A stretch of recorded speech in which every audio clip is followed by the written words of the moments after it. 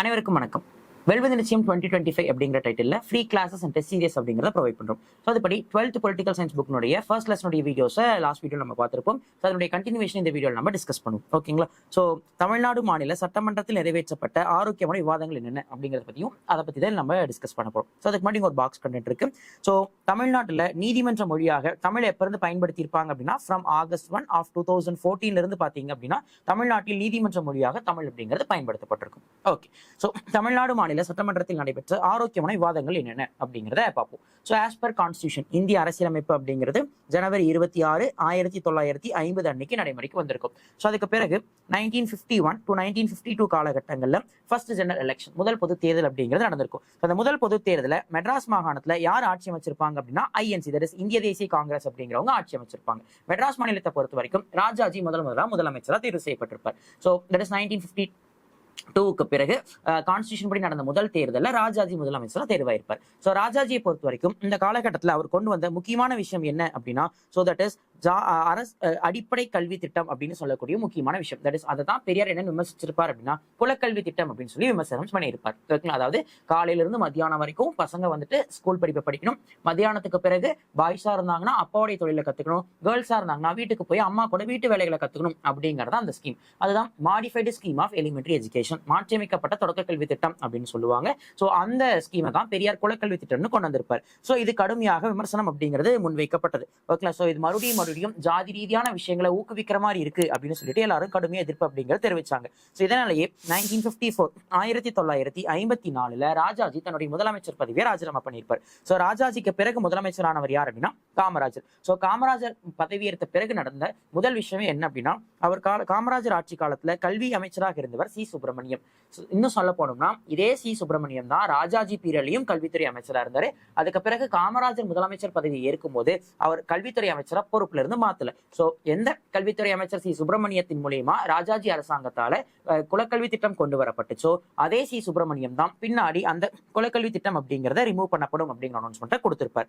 So Rajaji அரசாங்கத்துல இந்த குலக்கல்வி திட்டம் ஒரு மெயினான டிராபேக்கா இருந்தாலும் ஒரு பீரியட்ல பாத்தீங்க அப்படின்னா சோ நிலமற்ற விவசாய தொழிலாளர்களை பாதுகாக்கும் நில சட்டங்கள் அப்படிங்கிறது நிறைய கொண்டு வரப்பட்டது அப்படிங்கிறதும் அண்ட் தென் வந்துட்டு இதே ராஜாஜி அரசாங்கத்துல தான் முதல்ல 1937 அவர் முதலமைச்சரா இருக்கும் போதே மெட்ராஸ் சட்டமன்றத்துல பட்ஜெட்னு சொல்லக்கூடிய ஆண்டு நிதிநிலை அறிக்கை தாக்கல் செய்யப்பட்டது அப்படிங்கிறது முக்கியமான ஒண்ணா இருந்தது. ஸோ 1937 காலகட்டங்களெல்லாம் மெட்ராஸ் சட்டமன்றம் அப்படிங்கிறது எங்க நடந்துச்சு, எங்க இருந்தது அப்படின்னா செனட் ஹவுஸ்னு சொல்லுவாங்க. தட் இஸ் மெட்ராஸ் பல்கலைக்கழக வளாகம் சேப்பாக்கத்துல இருந்துச்சுன்னு சொல்லுவாங்க. ஓகேங்களா? ஸோ அதுக்கு பிறகு 1954 இருந்து 1963 வரைக்கும் பாத்தீங்க அப்படின்னா காமராஜருடைய ஆட்சி அப்படிங்கிறது நடந்திருக்கும். 1963 இருந்து 67 வரைக்கும் பாத்தீங்க அப்படின்னா பக்தவத்சலத்துடைய ஆட்சி அப்படிங்கிறது நடந்திருக்கும். ஸோ ஒரு பீரியட்ல இந்தியா கட்டாய மொழியாக கொண்டு வந்ததும் அண்ட் தென் வந்துட்டு இந்த மாதிரியான விஷயங்கள், அதாவது பாத்தீங்க அப்படின்னா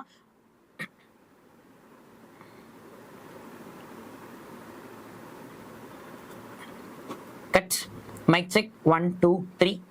ஸோ 1927 இருந்து பாத்தீங்க அப்படின்னா திராவிட கட்சிகளுடைய ஆட்சி அப்படிங்கிறது நடந்திருக்கும். ஸோ அதுக்கு திராவிட கட்சிகள் ஆட்சி அமைக்கிறதுக்கு முக்கியமான ரீசன் என்ன அப்படின்னா 1963 to 67 காலகட்டத்தில் பக்தவத்சலம் அரசாங்கத்துல கொண்டு வந்திருந்த ரெண்டு முக்கியமான விஷயங்கள். ஸோ ஃபர்ஸ்ட் ஒன் என்ன அப்படின்னா so Hindi as a compulsory language அப்படின்னு அனௌன்ஸ் பண்ணது. இன்னொன்று கடுமையான உணவு பஞ்சம் அப்படிங்கிற விஷயங்கள். ஸோ அதுக்கு பிறகு 1967 election for the first time Dravida Munnetra கழகம்னு சொல்லக்கூடிய டிஎம்கே ஆட்சி அமைக்கிறாங்க. ஸோ திராவிடியன் மூவ்மெண்ட் அப்படிங்கிறது ஸ்டார்ட் ஆகுது. ஸோ திராவிட முன்னேற்ற கழகத்தின் சார்பா 67 இருந்து 69 வரைக்கும் பாத்தீங்க அப்படின்னா அண்ணாதுரை முதலமைச்சராக பதவியேற்றிருக்காரு. இவர் பீரியட்ல பல முக்கியமான சட்டங்கள் திட்டங்கள் எல்லாமே அமல்படுத்தப்பட்டது. அதுல முக்கியமா பாத்தீங்க அப்படின்னா இந்து திருமண சட்டம்னு சொல்லக்கூடிய இந்து மேரேஜ் ஆக்ட். சோ அதை அமெண்ட் பண்ணி என்ன பண்ணிருப்பாங்க அப்படின்னா செல்ஃப் ரெஸ்பெக்ட் மேரேஜஸ் சொல்லக்கூடிய சுயமரியாதை திருமணங்களுக்கு அங்கீகாரம் அப்படிங்கிறது வழங்கப்பட்டிருக்கும் இந்தியர் 1967. சோ செல்ஃப் ரெஸ்பெக்ட் மேரேஜஸ் அப்படின்னா சோ எந்த விதமான மத சடங்குகளுமே இல்லாமல் நடக்கக்கூடிய திருமணங்களுக்கு சட்டப்பூர்வ அங்கீகாரம் அப்படிங்கிறது வழங்கப்பட்டிருக்கும். இதுதான் செல்ஃப் ரெஸ்பெக்ட் மேரேஜஸ் அப்படின்னு சொல்லலாம். ஸோ அதுக்கு பிறகு அண்ணாவுடைய காலத்துக்கட்டத்துக்கு பிறகு 1969 இருந்து 76 வரைக்கும் கலைஞர் மு கருணாநிதி அப்படிங்கிற தமிழ்நாட்டுடைய முதலமைச்சராக இருந்திருப்பாரு. கிட்டத்தட்ட 5 முறை பார்த்தீங்க அப்படின்னா தமிழ்நாட்டுடைய முதலமைச்சராக இருந்திருப்பாரு. இன்ஃபேக்ட் சொல்ல போனோம்னா தமிழ்நாட்டில் மிக நீண்ட கால முதலமைச்சராக இருந்தவர் யார் அப்படின்னா கலைஞர் மு கருணாநிதினு சொல்லலாம். இவர் பேரில் நிறைய சட்டங்கள் அப்படிங்கிறது கொண்டு வரப்பட்டது. ஸோ ரொம்ப முக்கியமா இவருடைய கடைசி ஆட்சி காலகட்டம், அதாவது பார்த்தீங்க அப்படின்னா 2006 to 2011 காலகட்டங்களில் முக்கியமான ஒரு விஷயம் கொண்டு வந்தாங்க. என்ன அப்படின்னா பேக்வர்ட் கிளாஸ் பிற்படுத்தப்பட்டோருக்கு 30% இடஒதுக்கீடு கொடுத்திருந்தாங்க.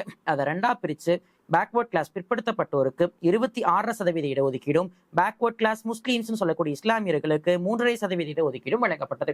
ஸோ இந்தியாவிலேயே மதத்தின் அடிப்படையில் முதல் இடஒதுக்கீடு வழங்கிய மாநிலம் தமிழ்நாடு. அண்ட் அது மட்டும் இல்லாம ஸோ ஷெட்யூல்டு காஸ்ட்டுக்கு மொத்தம் 18% ரிசர்வேஷன் கொடுத்திருந்தாங்க. ஸோ அதுல சேஞ்சஸ் மேக் பண்ணி ஷெட்யூல்டு காஸ்ட்டுக்கு 15%, ஷெட்யூல்டு காஸ்ட் அருந்ததியர் கம்யூனிட்டிக்கு 3% இடஒதுக்கீடுன்னு சொல்லி உள் இடஒதுக்கீடு வழங்கக்கூடிய மெத்தட் அப்படிங்கிறது கலைஞர் கருணாநிதி காலகட்டத்தில் கொண்டு வரப்பட்டது. ஸோ டிஎம்கேவுக்கு பிறகு இன்னொரு முக்கியமான திராவிட கட்சி தமிழ்நாட்டை ரூல் பண்ணியிருக்காங்கன்னா தட் இஸ் ஏடிஎம்கே.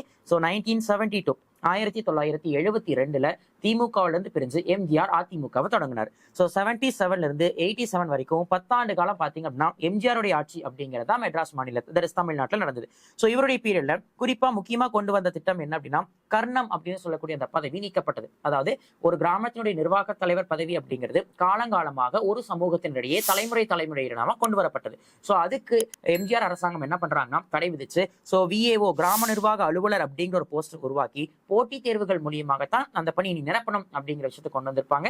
ஸோ அந்த கர்ணம் அப்படிங்கிற அந்த பதவி அப்படிங்கிறது எம்ஜிஆர் ஆட்சி காலகட்டத்தில் நீக்கப்பட்டது. அண்ட் இதை தாண்டி 1982 நியூட்ரிஷன் நூன் மீல் ப்ரோக்ராம் அப்படின்னு சொல்லக்கூடிய சத்துணவு திட்டம் அப்படிங்கிறதையும் எம்ஜிஆர் அரசாங்கம் கொண்டு வந்திருப்பாங்க. காமராஜர் அரசாங்கம் கொண்டு வந்த மதிய உணவு திட்டம் அப்படிங்கிறத பெயர் மாற்றி சத்துணவு திட்டம் அப்படின்னு சொல்லிட்டு இவருடைய அரசாங்கம் கொண்டு வந்திருப்பாங்க. ஸோ இதெல்லாம் தாண்டி 1992 அதாவது எம்ஜிஆருக்கு பிறகு செல்வி ஜெயலலிதா முதலமைச்சரானப்ப இன்னொரு முக்கியமான விஷயத்தை அமல்படுத்துறாங்க. என்ன அப்படின்னா கலைஞர் கவர்மெண்ட் 1991 69% இடஒதுக்கீடு அப்படிங்கிறத இம்ப்ளிமெண்ட் பண்ணிருப்பாரு. பட் ஆனா அது நிரந்தரமா கிடைக்கிறதுக்கு அப்போதைய முதலமைச்சர் ஜெயலலிதா முக்கிய காரணமா இருந்தாங்க. ஏன் அப்படின்னா மண்டல் கமிஷன் வழக்குன்னு சொல்லக்கூடிய இந்திரா சாணை வழக்கு அப்படிங்கிறது உச்சநீதிமன்றத்துல தீர்ப்பு வழங்கினாங்க 92. அதுல என்ன சொல்றாங்க அப்படின்னா கல்வி மற்றும் வேலை வாய்ப்புல 50% இடஒதுக்கீடு அப்படிங்கிறது இருக்கணும்னும் அதுக்கு மேல இடஒதுக்கீடு வழங்கக்கூடாதுன்னு தீர்ப்பு வழங்கியிருந்தாங்க. ஆனா தமிழ்நாட்டை பொறுத்த வரைக்கும் ஏற்கனவே 69% இடஒதுக்கீடு வழங்கியிருந்தாங்க. ஸோ இதனால பிற்படுத்தப்பட்டோர் மிகவும் பிற்படுத்தப்பட்டோர் பட்டியல் சமூகத்தினர் கடுமையா பாதிக்கப்பட்டாங்க. ஸோ இதனால ஆர்டிகல் 31C விதி 31C அப்படிங்கிறத பயன்படுத்தி ஓகேங்களா ஷெட்யூல் 9 அட்டவணை 9க்குள்ளார தமிழ்நாட்டினுடைய இந்த 69% அப்படிங்கிறது இடம்பெற வச்சது அப்போதைய முதலமைச்சர் ஜெயலலிதா தலைமையிலான அரசாங்கம்.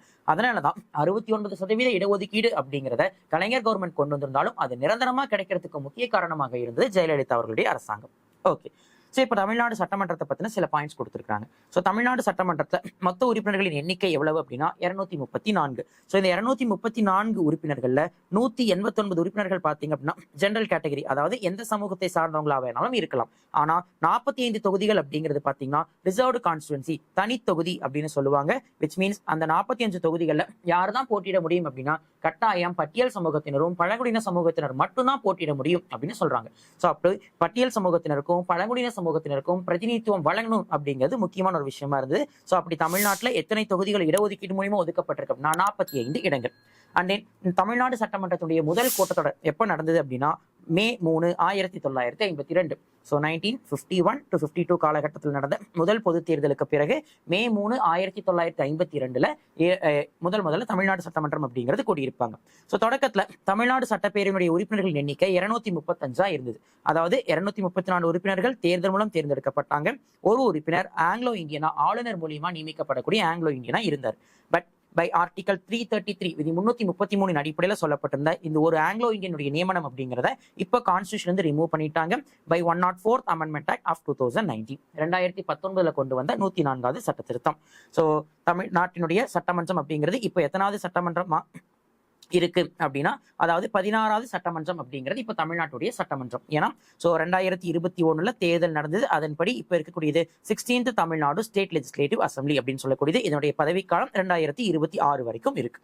ஓகே, ஸோ அடுத்தது ஆர்டிகல் 370 விதி 370 அப்படின்னா என்ன? ஸோ ஆர்டிகல் 370 அப்படிங்கிறது which gives special recognition to the state of Jammu Kashmir. So Jammu Kashmir மாநிலத்துக்கு சிறப்பு அந்தஸ்து வழங்கினதை பத்தி பேசினதான் ஆர்டிகல் 370. ஓகே, பட் ஆனா ஸோ August 5, 2019 அன்னைக்கு மத்திய அரசு என்ன பண்றாங்க அப்படின்னா ஜம்மு காஷ்மீருக்கு வழங்கியிருந்த இந்த சிறப்பு அந்தஸ்து அப்படிங்கிறது நீக்கப்படுறாங்க by Jammu Kashmir reorganisation act 2019. So 2019 கொண்டு வந்திருந்த ஜம்மு காஷ்மீர் மறுசீரமைப்பு சட்டத்தின்படி அந்த மாநிலத்துக்கான சிறப்பு அந்தஸ்து வழங்கக்கூடிய விதி 370 அப்படிங்கிறது நீக்கம் செய்யப்படுகிறது. ஓகேங்களா, ரைட். ஸோ இந்த இடத்துல பொது கணக்கு குழு அப்படிங்கிற ஒரு கான்செப்ட் பத்தி நம்ம டிஸ்கஸ் பண்ணோம். That is public accounts committee அப்படின்னு சொல்லுவாங்க.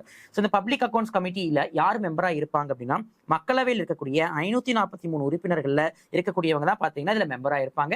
அண்ட் அதுல அந்த 543 உறுப்பினர்கள்ல ஒருத்தர் தான் என்னவா இருப்பாங்கன்னா இந்த பொது கணக்கு குழுவுக்கு தலைவரா இருப்பாங்க. பட் அந்த பப்ளிக் அக்கௌண்ட்ஸ் கமிட்டின்னு சொல்லக்கூடிய பொது கணக்கு குழுவுக்கு தலைவரை நியமனம் செய்யக்கூடிய அதிகாரம் யாருக்கு இருக்குன்னா மக்களவை தலைவர்னு சொல்லக்கூடிய லோக்சபாவுடைய ஸ்பீக்கர் சபாநாயகருக்கு தான் பப்ளிக் அக்கௌண்ட்ஸ் கமிட்டியினுடைய தலைவரை நியமனம் செய்யறதுக்கான அதிகாரம் அப்படிங்கிறது இருக்கு. ஸோ 1967 to 68 காலகட்டங்களில் தான் முதல்ல பாத்தீங்க அப்படின்னா எதிர்கட்சியை சேர்ந்த ஒருத்தரை அப்போதைய சபாநாயகர் இந்த பொது கணக்கு குழுவுக்கு தலைவராக நியமனம் அப்படிங்கிறத பண்ணியிருப்பார். ஸோ இந்த பப்ளிக் அக்கௌண்ட்ஸ் கமிட்டி அப்படிங்கிறது 1950 இருந்து கான்ஸ்டியூஷன் நடைமுறைக்கு வந்ததுல இருந்து இருக்கு. அப்ப இருந்து 2018 வரைக்கும் பாத்தீங்க அப்படின்னா கிட்டத்தட்ட 1596 அறிக்கைகள் அப்படிங்கிறத தாக்கல் பண்ணியிருக்கிறாங்க அப்படிங்கிறத தெரிஞ்சுக்கணும். ஸோ அப்படிங்கிற முக்கியமா தெரிஞ்சுக்க வேண்டியது பொது கணக்கு குழுவுக்கு தலைவராக இருக்கிறவர் மக்களவையில் உறுப்பினராக தான் இருப்பாங்க. அதுக்கான தலைவரை நியமனம் செய்யற அதிகாரம் லோக்சபா ஸ்பீக்கருக்கு தான் இருக்கு அப்படிங்கிறது தெரிஞ்சுக்கணும். ஓகேங்களா? அண்ட் தென் அரசியலமைப்பு சட்ட திருத்த முன்வரைவு, that is nothing but constitution amendment bill. So அரசியல் நம்ம ஏற்கனவே பார்த்த மாதிரி கான்ஸ்டியூஷனுடைய அமெண்ட்மெண்ட் ப்ரொசீஜர் அப்படிங்கிறது எந்த கான்ஸ்டியூஷன் நம்ம எடுத்திருப்போம் அப்படின்னா ஃப்ரம் சவுத் ஆப்பிரிக்கன் கான்ஸ்டியூஷன், தென்னாப்பிரிக்காவுடைய அரசியலமைப்புல நம்ம எடுத்திருப்போம். ஸோ ஆர்டிகல் 368 சப் கிளாஸ் 2 அப்படிங்கிறது which gives about the amendment procedure. So எதன் அடிப்படையில் அரசியலமைப்புல சட்ட திருத்தம் பண்ணணும் அப்படிங்கிற விஷயத்தை பத்தி பேசுறதா ஆர்டிகல் 368. ஸோ இந்த ஆர்டிகல் 368 மூலியமா சட்ட திருத்தம் பண்ணணும் அப்படின்னா கண்டிப்பா பார்லிமெண்டுடைய 2 ஹவுஸ்லயுமே பாத்தீங்க அப்படின்னா தீர்மானம் நிறைவேற்றி குடியரசுத் தலைவருக்கு அனுப்பிச்சிருக்கணும். ஸோ குடியரசுத் தலைவர் இதுக்கு வேற ஆப்ஷனே இல்லாம கட்டாயம் என்ன பண்ணி தான் ஆகணும், கையெழுத்து போட்டு தான் ஆகணும். அப்படி கான்ஸ்டியூஷனுடைய அமெண்ட்மெண்ட் ப்ரொசீஜரை பத்தி பேசுறதா ஆர்டிகல் 368. ஓகே, அடுத்தது சங்கரலிங்கனார் அப்படிங்கிற பத்தி பார்க்கணும். இவர் ரொம்ப முக்கியமான ஒருத்தர். ஏன், என்ன காரணம் அப்படின்னா மெட்ராஸ் மாநிலத்தினுடைய பேரை தமிழ்நாடு அப்படின்னு மாத்துறதுக்காக உண்ணாவிரதம் இருந்து உயிர் நீத்தவர் தான் யார் அப்படின்னா தியாகி சங்கரலிங்கனார். ஸோ இவர் யார் அப்படின்னா ஒரு தீவிரமான காந்தியவாதி. அண்ட் தென் பாத்தீங்கன்னா இந்திய ஃப்ரீடம் ஃபைட்டர், இந்திய விடுதலைக்காக பாடுபட்டவர். ஓகேங்களா? ஸோ 1895 விருதுநகர் மாவட்டத்தினுடைய மண்மலைமேடு அப்படிங்கிற கிராமத்துல கருப்பசாமி வள்ளியம்மையாளுக்கு மகனாக பிறந்திருப்பார். 1917 ஹி ஜாயின் இந்த இந்தியன் நேஷனல் காங்கிரஸ் கட்சிக்குள்ள சேர்ந்திருப்பாரு. ராஜாஜியின் மீது ஏற்பட்ட ஈர்ப்பால விடுதலை போராட்டத்துல பங்கேற்க ஆரம்பிச்சிருப்பாரு சங்கரலிங்கனார். அப்படி அவர் பார்ட்டிசிபேட் பண்ண முக்கியமான ஒரு மூவ்மெண்ட் என்ன அப்படின்னா 1930 நடந்த சத்தியாகிரக போராட்டம். ஆனா எந்த சத்தியாகிரக போராட்டத்துல பங்கெடுத்தார் அப்படின்னா தமிழ்நாட்டில் நடந்த சத்தியாகிரக போராட்டத்துல பார்ட்டிசிபேட் பண்ணல, காந்தியினுடைய தண்டி சால்ட் சத்தியாகிரக போராட்டத்துல பங்கேற்றிருந்தார். ஸோ 1953 காலகட்டங்கள்ல மெட்ராஸ் மாகாணத்துல இருந்து தெலுங்கு பேசக்கூடிய மக்களுக்காக ஆந்திர பிரதேஷ் அப்படிங்கிற மாநிலம் உருவாச்சு. அப்போ சென்னையை தான் தலைநகரமா அமைக்கணும் அப்படின்னு ஒரு சிலர் கோரிக்கை வச்சாங்க. சோ இதுக்கு எதிர்ப்பு தெரிவித்து போராடிய முக்கியமான தலைவர்கள்ல ஒருத்தர் மாப்போ சிவஞானம், ஜீவானந்தம், சங்கரலிங்கனார் போன்ற தலைவர்கள். சோ 1952 பொட்டி ஸ்ரீராமலு அப்படிங்கிறவனுடைய தொடர் உண்ணாவிரத போராட்டம் தான் 1954 the first linguistic based state, முதல் மொழிவாரி மாநிலமா இந்தியால ஆந்திர பிரதேஷ் உருவாக்குறதுக்கு காரணமாக அமைஞ்சது. சோ இதை தொடர்ந்து மொழி பெயர் மற்றும் அது சார்ந்திருக்கக்கூடிய பிரச்சனைகள் அப்படிங்கிறது எழுந்துச்சு. இதனால 1956 மெட்ராஸ் மாநிலத்தினுடைய பேரை தமிழ்நாடுன்னு மாத்தணும் அப்படின்னு சொல்லி வலியுறுத்தி சங்கரலிங்கனார் உண்ணாவிரத போராட்டத்தில் ஈடுபட ஆரம்பிச்சார். சோ 12 கோரிக்கைகளை வலியுறுத்தி ஜூலை 27, 1956 அன்னைக்கு தன்னுடைய உண்ணாவிரத போராட்டத்தை தொடங்கினவர். 75 நாட்களுக்கு பிறகு ஓகேங்களா, சோ உடல்நலம் பாதிக்காம அக்டோபர் 10, 1956 அன்னைக்கு மருத்துவமனையில சேர்க்கப்பட்டிருந்தாரு. இருந்தாலும் CN அண்ணாதுரை, மாப்போ சிவஞானம், ஜீவானந்தம் போன்ற தலைவர்கள் எல்லாருமே எவ்வளவோ கோரிக்கை வைத்தும் சிங்காரவேலர் சங்கரலிங்கனார் என்ன பண்ண கிடையாது அப்படின்னா இந்த உண்ணாவிரத போராட்டத்தை முடிவுக்கு கொண்டு வரல. அக்டோபர் 13, 1956 அன்னைக்கு 76 நாள் உண்ணாவிரத போராட்டம் அப்படிங்கிறது முடிவுக்கு வந்தது. தட் இஸ் சங்கரலிங்கனார் உயிரிழந்தார். ஓகேங்களா? சோ அதாவது இந்தியாவிலேயே காந்தி வழியில ஓகேங்களா உண்ணா நோன்பு இருந்து உயிர் நீத்தவர்கள்ல முதல் ஆள் யார் அப்படின்னா அது சங்கரலிங்கனார் அப்படிங்கிறவரை சொல்லலாம். சோ இவருடைய தொடர் போராட்டம் தான் மெட்ராஸ் மாநிலத்தினுடைய பெயர் தமிழ்நாடுன்னு மாறதுக்கு பிற்காலத்துல அடித்தளம் அமைச்சது. சோ வரதட்சணை ஒழிப்பு சட்டம் அப்படிங்கிறது 1959 பில்லா பாஸ் பண்ணி 1961 சட்டமாக கொண்டு வரப்பட்டிருக்கும். பயங்கரவாத தடுப்பு சட்டம் அப்படிங்கிறது மார்ச் 2002 நிறைவேற்றப்பட்ட சட்டங்களாக இருக்கும். ஓகேங்களா? சோ இந்த மாதிரி சங்கரலிங்கனாருடைய தொடர் போராட்டம், மெட்ராஸ் மாநிலத்துடைய பேரை தமிழ்நாடுன்னு மாத்துறது, இது எல்லாம் தான் சோ ஜனவரி 14, 1969 அன்னைக்கு அப்போதைய முதலமைச்சர் அண்ணாவால மெட்ராஸ் மாநிலத்துடைய பேர் தமிழ்நாடுன்னு மாறுறதுக்கு காரணமாக அமைஞ்சது. அண்ட் தேர்வுக்குழு, சோ செலெக்ஷன் கமிட்டி. சோ தேர்வுக்குழு அப்படின்னு என்ன அர்த்தம் அப்படின்னா நாடாளுமன்றத்துல எந்த ஒரு மசோதா தாக்கல் பண்றதா இருந்தாலும் சரி ஓகேங்களா, சோ அதை ஒரு குழுனுடைய பரிந்துரைக்கு அனுப்புவாங்க. ஓகேங்களா? அது எதர் இண்டிவிஜுவல் செலெக்ஷன் கமிட்டியா இருக்கலாம், இல்ல ஜாயிண்ட் கமிட்டின்னு சொல்லக்கூடிய கூட்டுக்குழுனுடைய பரிந்துரையாக இருக்கலாம். ஓகேங்களா? சோ எது எப்படியோ அந்த குழு தான் பாத்தீங்கன்னா அந்த மசோதாவை கம்ப்ளீட்டா ஆராய்ச்சி மேற்கொள்வாங்க. ஓகேங்களா? சோ அப்படி நாடாளுமன்றத்தினுடைய மாநிலங்களவையினுடைய ராஜ்யசபாவுடைய ரூல்ஸ் அண்ட் ப்ரொசீஜர்ஸ் ஆர்டிகல் 125 கீழே பாத்தீங்க அப்படின்னா எந்த ஒரு மசோதாவாக இருந்தாலும் சரி, ஓகேங்களா, கண்டிப்பா செலெக்ஷன் கமிட்டின்னு சொல்லக்கூடிய தேர்வுக்குழுனுடைய பரிந்துரைக்கு அனுப்பணும். ஓகேங்களா? சோ அந்த தேர்வுக்குழுனுடைய பரிந்துரையின் அப்படி அதை தாக்கல் பண்றதுக்கான தீர்மானம் நிறைவேற்றப்பட்டுச்சு அப்படின்னா தேர்வுக்குழுனுடைய பரிந்துரைக்கு அனுப்பி அந்த தேர்வுக்குழுனுடைய பரிசீலனை அப்படிங்கறதா முக்கியத்துவம் கொடுக்கப்படும். சோ அப்படி அந்த தேர்வுக்குழு அப்படின்னு சொல்லக்கூடியது அதுல யாரெல்லாம் உறுப்பினராக இருக்கணும், எத்தனை பேர் உறுப்பினராக இருக்கணும், இது எல்லாமே யாரால முடிவெடுக்கப்படும் அப்படின்னா பை த மூவர் ஆஃப் த பில். அதாவது அந்த மசோதா யாரால தாக்கல் செய்யப்பட்டதோ அவங்க தான் அனைத்து முடிவுகளையும் எடுப்பாங்க. ஓகேங்களா? சோ இப்படிப்பட்ட தீர்மானத்தை கொண்டு வருவதற்கு தேர்வுக்குழுவின் மொத்த உறுப்பினர்களில் 1/3 குறைந்தபட்சம் உறுப்பினர்களாக அவையில் இருப்பது அவசியம் அப்படின்னு சொல்றாங்க. ஓகேங்களா? சோ இந்த தேர்வுக்குழுவினுடைய பரிந்துரைகளை என்ன பண்ணுவாங்க அப்படின்னா அங்குலங்கலமா அரசி ஆராய்வாங்க. சோ ஏற்கனவே தாக்கல் செய்யப்பட்ட மசோதாவையும் தேர்வுக்குழு பரிந்துரைத்த மசோதாவையும் என்ன பண்ணுவாங்க அப்படின்னா அலசி ஆராய்ஞ்சு அந்த மசோதாவுக்கு இறுதி வடிவம் அப்படிங்கறத கொடுப்பாங்க. சோ அதன் அடிப்படையில சட்ட முன்வரைவு மீது வாக்கெடுப்பு அப்படின்னு சொல்லக்கூடிய ஓட்டிங் அப்படிங்கிறது நடத்தப்பட்டு அது மற்றொரு அவைக்கு அனுப்பப்பட்டு 2வது அவையும் அது சார்ந்த எல்லா விஷயங்களையும் பாஸ் பண்ணி குடியரசுத் தலைவருக்கு அனுப்புவாங்க. சோ குடியரசுத் தலைவருக்கு போகும்போது பிரசிடென்ட் அந்த பில்லில் என்ன பண்ணலாம், he can give assent to the bill, அந்த மசோதாவுக்கு ஒப்புதல் கொடுக்கலாம். or else he can withhold the bill, அந்த மசோதாவை நிலுவையில நிறுத்தி வைக்கலாம். or he can return the bill, அந்த மசோதாவை திருப்பி அனுப்பலாம். சோ அப்படி அவர் திருப்பி அனுப்புறாரு அப்படின்னா அந்த மசோதா திரும்ப எங்கேயே வரும், நாடாளுமன்றத்துக்கே தான் வரும். ஓகேங்களா? சோ நாடாளுமன்றம் வித் ஆர் வித்அவுட் அமெண்ட்மெண்ட் சட்ட திருத்தம் திருத்தம் பண்ணியோ பண்ணாமலோ திரும்ப எங்கேயே அனுப்பிச்சு வைக்கலாம், பார்லிமெண்ட்டுக்கே அனுப்பலாம், பிரசிடென்ட்டுக்கே அனுப்பலாம். சோ அப்படி பிரசிடென்ட்டுக்கு போகும்போது அந்த முறை கண்டிப்பா பிரசிடென்ட் என்ன பண்ணிதான் ஆகணும், அந்த மசோதாவுக்கு ஒப்புதல் கொடுத்துதான் ஆகணும் அப்படின்னு சொல்றாங்க. ஓகேங்களா? சோ அப்படி எந்த ஒரு மசோதாவாக இருந்தாலும் சரி தேர்வுக்குழுனுடைய பரிந்துரைக்கு போய் தான் என்ன ஆகும் அப்படின்னா குடியரசுத் தலைவருடைய ஒப்புதல் அப்படிங்கிறதுக்கு போகும். ஓகேங்களா? ரைட். சோ இதுதான் வந்துட்டு தமிழ்நாட்டு சட்டமன்றத்தில் நடந்த சில முக்கியமான விவாதங்கள், சில முக்கியமான விஷயங்கள் என்னென்ன அப்படிங்கிறத பத்தி நம்ம டிஸ்கஸ் பண்ணியிருப்போம். ஓகே. சோ இப்போ அடுத்தது புக் பேக் கொஸ்டின்ஸ் பத்தி பார்க்கலாம். இந்திய அரசியலமைப்பு சட்ட வரைவு குழுவை தலைவர் யார் அப்படின்னு கேட்டிருக்காங்க. The answer is B.R. Ambedkar. இந்தியாவை பொறுத்தவரை நாடாளுமன்ற அரசாட்சியில் கீழ்காணும் கோட்பாடுகளில் எது பின்பற்றப்படுகிறது? அமைச்சரவை உறுப்பினர்கள் அனைவரும் நாடாளுமன்ற உறுப்பினர்கள் ஆவார்கள். Yes, correct. நாடாளுமன்றத்தின் நம்பிக்கை நீடிக்கும் வரை அமைச்சர்கள் பதவி இருப்பர். கரெக்ட். அமைச்சரவை அரசின் தலைவரால் தலைமை தாங்கப்படுகிறது அப்படிங்கிறாங்க. கண்டிப்பா கிடையாது, அரசாங்கத்தின் தலைவரார் அப்படின்னு இருக்கணும். ஏன்னா அரசாங்கம் அப்படின்னா தான் head of the government, prime minister வருவாரு. இந்த இடத்துல அரசின் தலைவர் அப்படின்னு சொல்லும் போது விச் ரெப்ரசன்ட்ஸ் பிரசிடென்ட். ஸோ அப்போ 1 and 2 மட்டும் கரெக்ட், சரியானது. அரசியலமைப்பை இறுதிப்படுத்த அரசியலமைப்பு நிர்ணய சபை எவ்வளவு காலம் எடுத்துக்கொண்டது அப்படின்னா அதாவது நவம்பர் 26, 1948 முதல் சராசரியாக ஒரு ஆண்டு. That is November 26 of 1949. Madras மாநிலம் எப்போது தமிழ்நாடு என பெயர் மாற்றப்பட்டது? 1969. இந்தியா ஒரு இறையாண்மை, சமதர்மம், மதச்சார்பின்மை, மக்களாட்சி, குடியரசு நாடு என்று கூறும் அரசியலமைப்பின் பாகம் எது? முகப்புரை. முகப்புரையில் இடம்பெறும் நாம் என்னும் சொல் யாரை குறிக்கிறது? இந்திய மக்கள். கீழ்காணும் சொற்கள் முகப்புரையில் எந்த வரிசையில் இடம்பெற்றுள்ளன?